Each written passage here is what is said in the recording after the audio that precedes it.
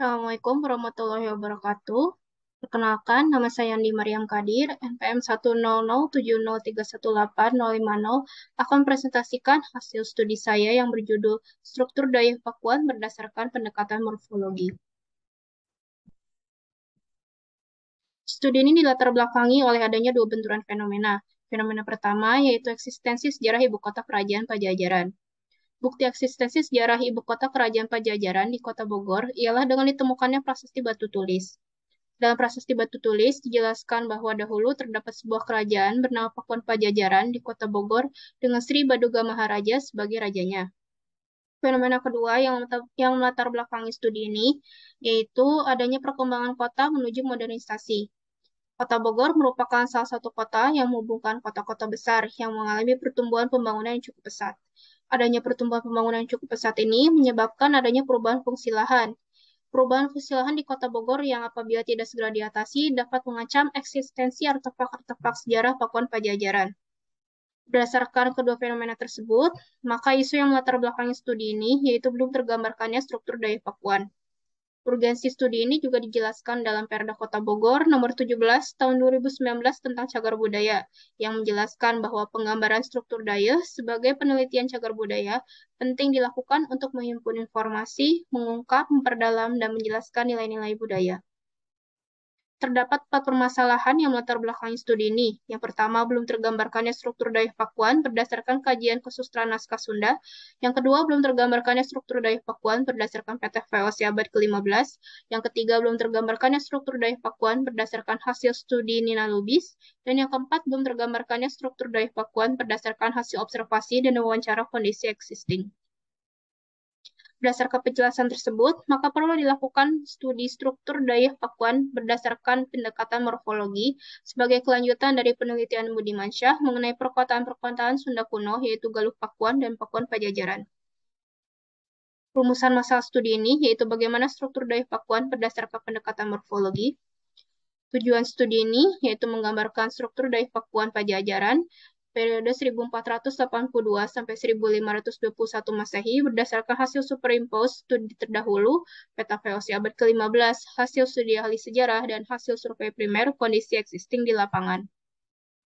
Ruang lingkup wilayah studi ini ada di Kota Bogor, Provinsi Jawa Barat, dengan luas lokasi studi 389,51 hektar yang mencakup 2 wilayah kecamatan, yaitu Bogor Tengah dan Bogor Selatan, dan mencakup 6 wilayah kelurahan, yaitu Kelurahan Gudang, Paledang, Empang, Bendongan, Batu Tulis, dan Lawang Gintung. Berikut adalah variabel penelitian studi ini, yang terdiri atas 3 variabel berdasarkan 3 komponen morfologi perkotaan, yaitu tata guna lahan, jaringan jalan, dan tata bangunan. Berikut adalah kerangka pemikirannya. Metode pendekatan yang digunakan adalah pendekatan kualitatif. Metode analisisnya yaitu menggunakan analisis superimpose pada 4 sumber sejarah, yaitu studi terdahulu Budimansyah, laporan ekspedisi VOC abad ke-15, kajian ahli sejarah Nina Lubis, dan hasil observasi lapangan dan wawancara. Adapun tahapannya meliputi 6 tahapan.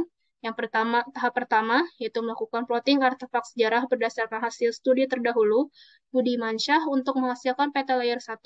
Tahap kedua yaitu melakukan plotting peta hasil ekspedisi VOC abad ke-15 untuk menghasilkan peta layer 2.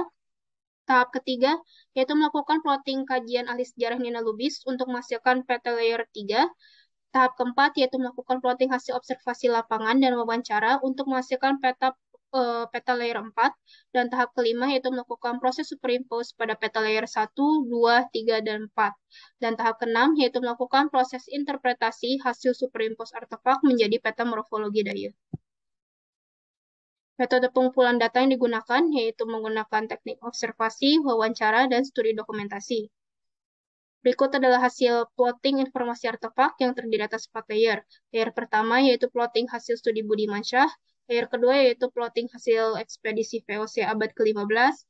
Layer ketiga yaitu plotting hasil studi Nina Lubis. Dan layer keempat yaitu plotting hasil observasi lapangan dan wawancara kondisi existing. Setelah itu, keempat peta layer tersebut disuperimpose untuk menghasilkan peta superimpose dari Pakuan Pajajaran sebagai berikut. Selanjutnya, dilakukanlah interpretasi yang meliputi 3 analisis. Analisis pertama yaitu analisis tata guna lahan, yang merupakan perbandingan struktur tata guna lahan daya Pakuan dengan konsep Tritangtu di Buana. Analisis kedua yaitu analisis jaringan jalan, yaitu perbandingan struktur jaringan jalan daya Pakuan dengan konsep ideal jaringan jalan di Prasasti Batu Tulis. Dan analisis yang ketiga yaitu analisis tata bangunan, yaitu perbandingan struktur tata bangunan daya Pakuan dengan konsep daya Kawali. Berdasarkan hasil analisis tersebut, maka dapat disimpulkan bahwa yang pertama, Dayak Pakuan tergolong ke dalam jenis lahan talaga kahudanan, yaitu kawasan permukiman yang belah sungai. Lalu yang kedua, berdasarkan konsep Tritangtu di Buana, wilayah Dayak Pakuan terbagi atas 3 tingkatan kesakralan, yaitu Buana Buana Nyungcung, yang terdiri atas Keraton Madura, Narayana, dan Puntah, Buana Panca Tengah yang terdiri atas Keraton Suradipati, dan Buana Larang yang meliputi Keraton Sribima. Yang ketiga, Dayak Pakuan sudah memiliki jaringan jalan yang teratur dan terintegrasi dengan pola radial yang menghubungkan wilayah Pakuan dari ujung ke ujung. Dan yang keempat, berdasarkan konsep Dayak Kawali, wilayah Dayak Pakuan terbagi atas 4 hierarki. Hierarki 1 mencakup elemen tata bangunan Istana Batu Tulis, hierarki 2 mencakup elemen Balai Kambang, hierarki ketiga mencakup elemen Campaka Warna, dan hierarki keempat mencakup elemen tata bangunan di luar kawasan Campaka Warna dan elemen yang berada di luar benteng lapisan luar sebagai desa hinterland. Sekian presentasi dari saya. Mohon maaf apabila masih ada kesalahan. Terima kasih atas perhatiannya. Wassalamualaikum warahmatullahi wabarakatuh.